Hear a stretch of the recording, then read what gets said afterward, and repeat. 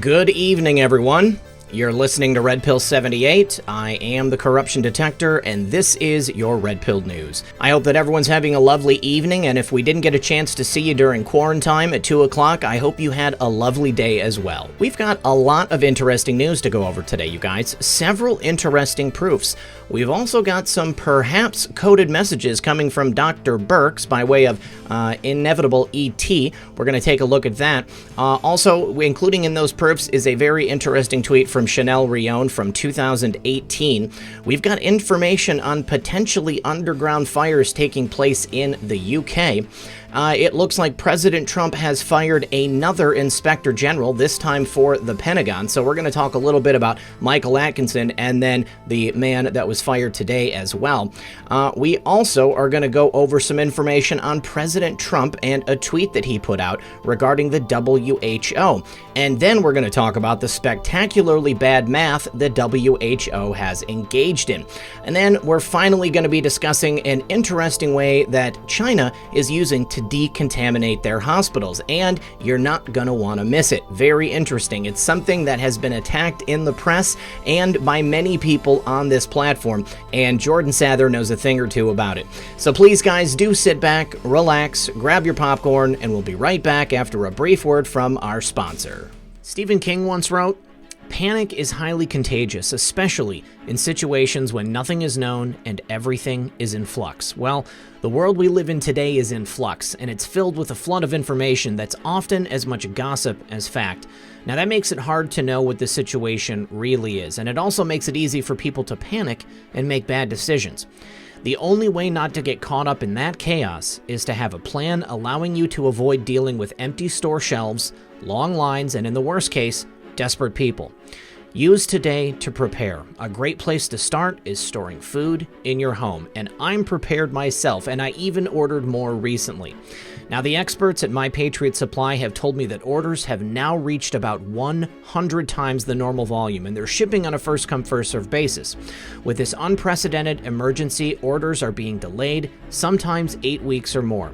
I urge you to add your order to mine today, because the sooner you order, the sooner you can get your purchase. Take action so you're ready for what's coming and save $70 on a 2-week emergency food kit when you go to my special website, preparewithredpill78.com. Those that know what's coming are preparing today. Go to preparewithredpill78.com. Once again, that's preparewithredpill78.com. And remember, when you support my sponsors, you support this channel. All right, guys, thanks for sticking around. First of all, today we're going to talk about this video from the UK. It looks like we have someone who has got some footage of what appears to be a fire taking place beneath the ground here in some type of a sewer or a tunnel system, perhaps, underneath the ground. Let's go ahead and take a look. All right, so we have someone filming what appears to be smoke and flames coming out pretty intensely from inside this sewer or this underground tunnel. And there is an explosion.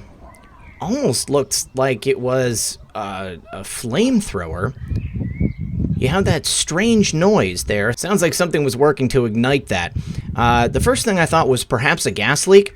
But then I thought, well, if it was a gas leak, then wouldn't the flames and smoke continue to come out with the same intensity? Because the gas is not going to stop pumping. If the gas line is broken, it would just continue to barrel out of there. So if there's anyone out there who has any information, any of my viewers in the UK, and you can give me some info on this, I would sure appreciate it, and you can email me at the address below. Now, next, we have a tweet from Chanel Rion back in 2018. It has started making the rounds today. I saw that Methods had shared it. I wanted to share it with you guys. She says, "Decimating the deep state, one MAGA strategy session at a time. Comey, Mueller, Brennan, Hillary, leftovers, their days are numbered." And the hashtag is what is compelling. Hashtag 17th letter of the alphabet. Hashtag drain the swamp. #SendSykes at Trump International Hotel, Washington, D.C. So she put that hashtag in there, which was a bold move for a public figure.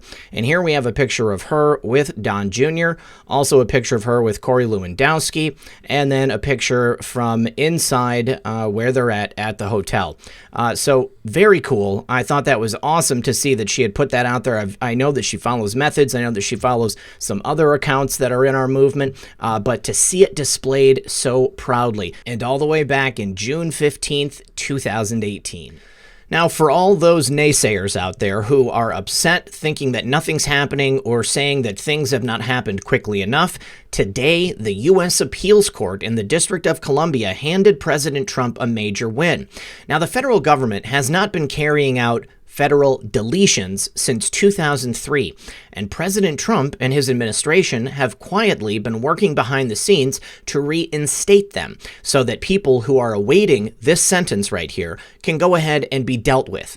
Also, we can't take down the deep state unless there is a way to take care of them once they get into custody, because everyone is certainly not going to end up spending life in Guantanamo Bay.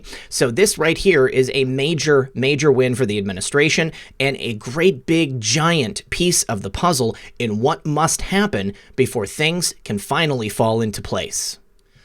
All right, next we have this tweet from IET, Inevitable ET. He says, anyone know Morse code? And it is a retweet of Carly Q. She says, why does Burks look like a prisoner? Now, it seems that he is insinuating that she is blinking Morse code. That very well may be the case. I don't know how to read Morse code. I blink a lot, and I know it. It's because I have really long eyelashes and my glasses are always pressing up against my face. Imagine if your eyes were constantly itching because there was something like a feather touching them. It would make you blink too. But she doesn't have glasses on, so this is a little bit different. Now, he does a decode, and he says, Book of Mazarbul, the watcher in the water took Oin, we cannot get out, the end comes soon, we hear drums, drums in the deep, they are coming. And this is what he said up here, too. Drums in the deep, drums, they're coming. Now, I don't know if Inevitable ET knows Morse code, but if there's anybody out there who does and can watch this video in full, please do tell me, is she blinking Morse code? Let's take a look.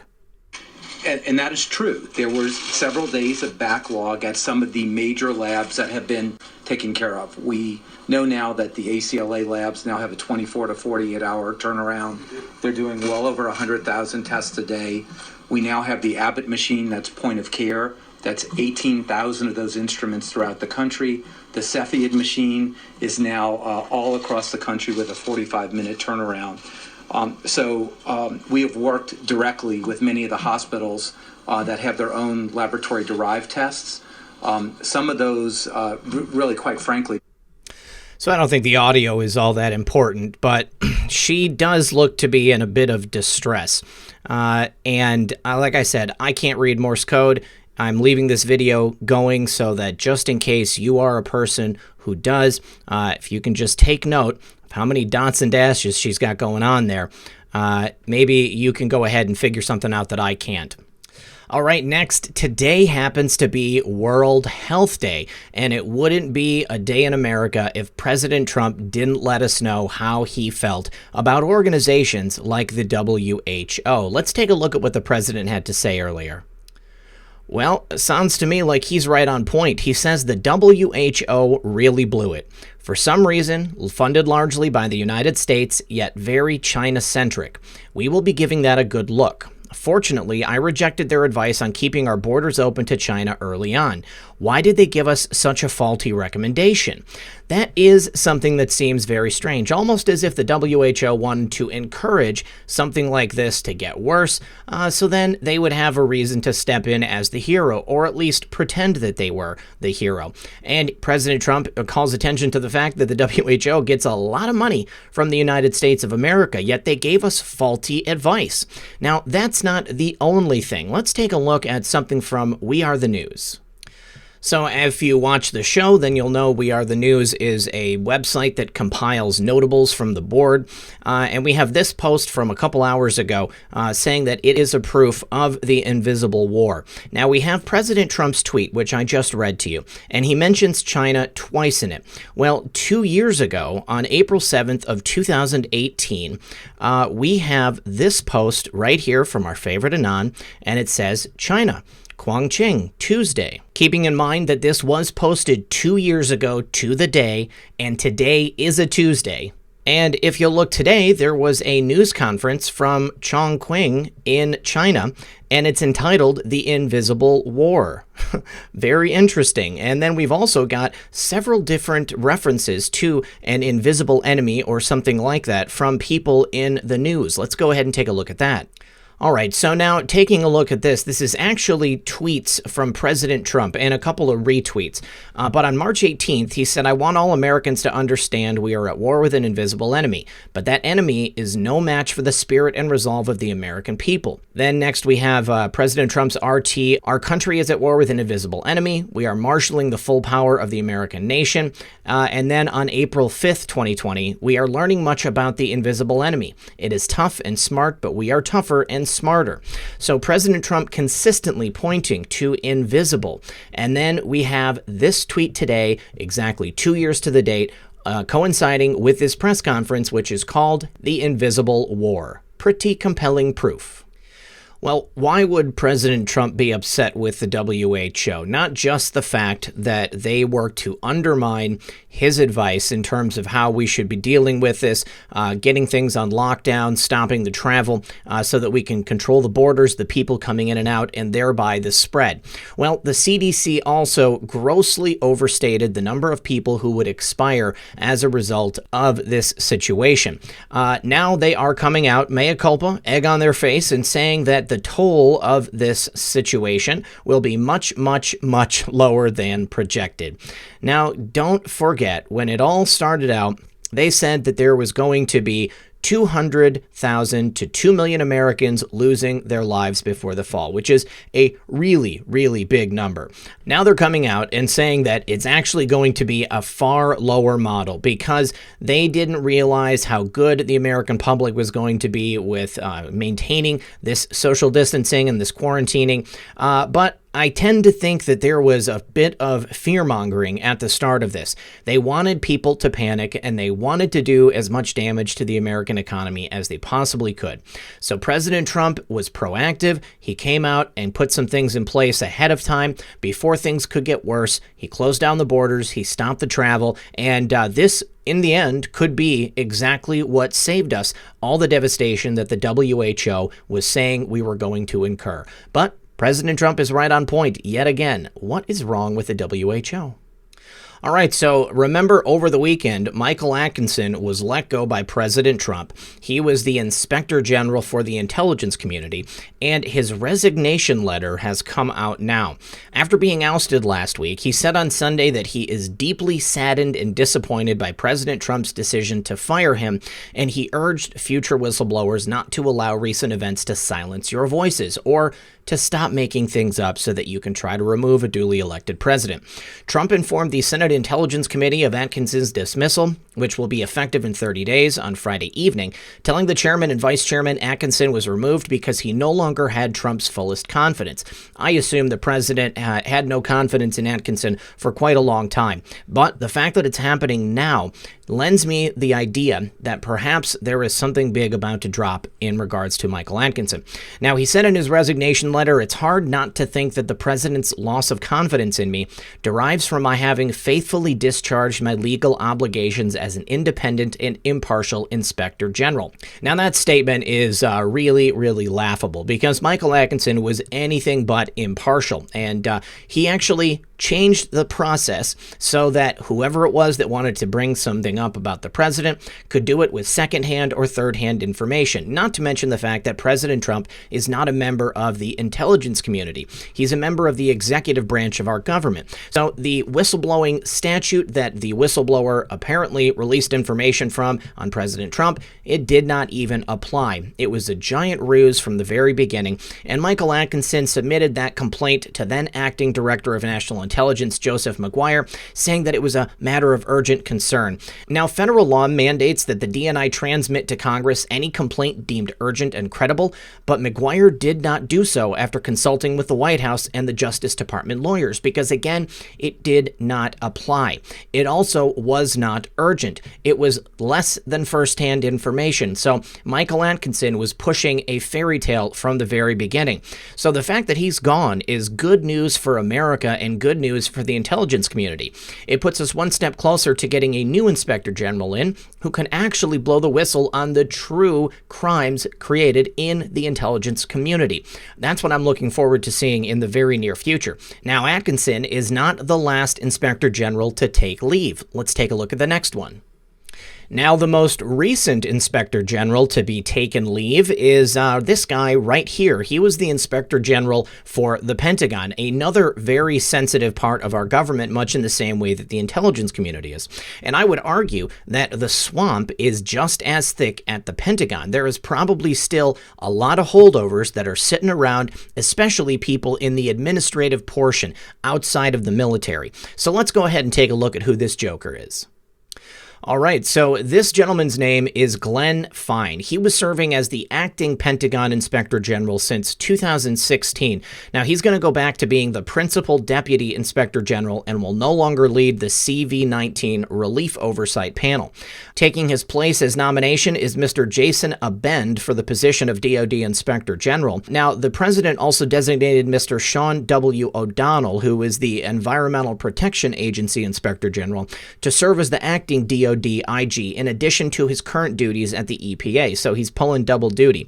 Now, the EPA IG's office similarly told The Hill that O'Donnell is filling in both sides of those roles for right now, and there's not going to be any changes at the EPA OIG.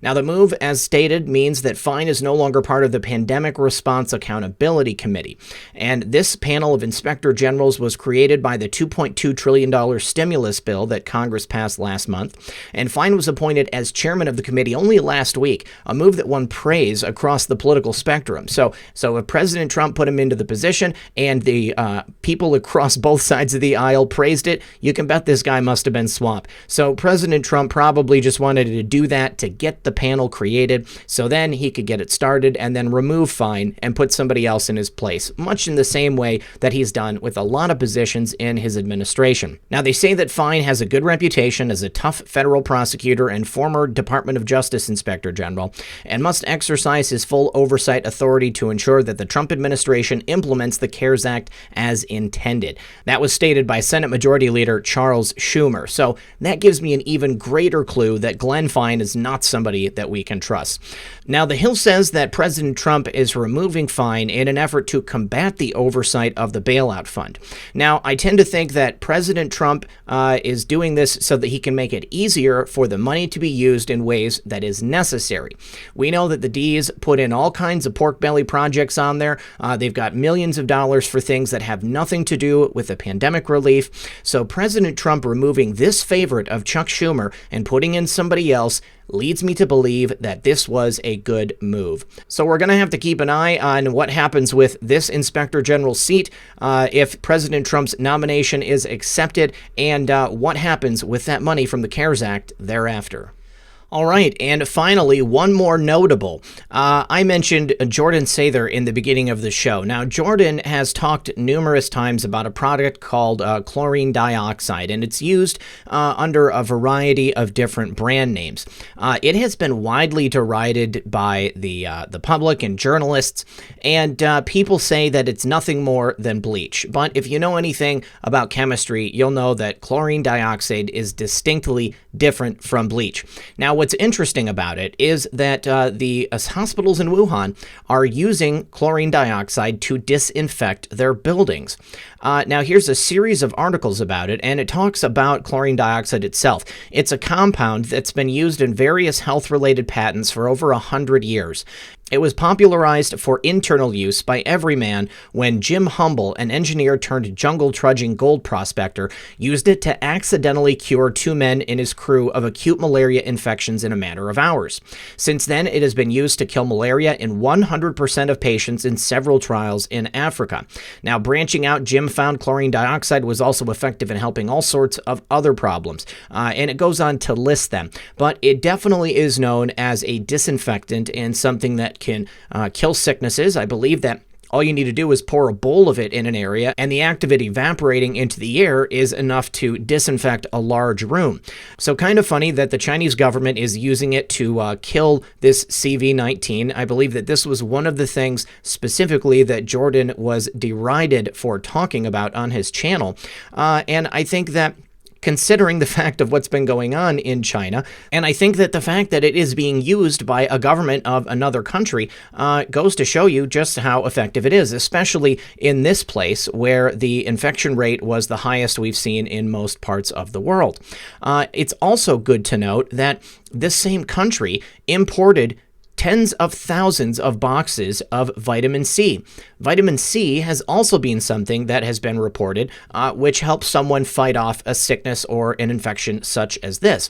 And it's all about increasing the quality and the health of your immune system. I've been taking 6,000 or more milligrams of vitamin C on a daily basis since I started getting ill, and I'm feeling pretty much 100% better today. Now, again, not medical advice, but something that I think everybody should go ahead and owe it to themselves to look into. It's funny to me that in super advanced Western countries, when things that are as simple as this method right here to disinfect, or the idea of taking vitamin C, which is something that's been recognized by health professionals for decades as something that's good for you and can lead to many, many numerous benefits, it gets completely and totally trashed in the press. But you see other governments, and they're doing it. And something tells me that this country right here knows a little bit about how to get rid of this sickness. So I think that you owe it to yourself to look into it. Well, guys, I think that's all that I have for you today. I want to thank everyone for joining me. As always, this has been Red Pill 78. I am the Corruption Detector, and this was your Red Pill News. Good luck, everyone, and God bless. Hey guys, one more thing. It's Red Pill. I just want to say thank you once again to everybody that has helped to support the channel. If you'd like to get involved, you can go ahead and check the show notes in the pinned comment and the description. There's always good information in there. I've got a couple of backup channels. I ask that you go ahead and subscribe to them because if anything does happen here, I will start publishing there. And if you want things like merchandise or anything else, there is a bunch of information that you can find right below this video. All right, guys, thank you very much, and I'll see you tomorrow.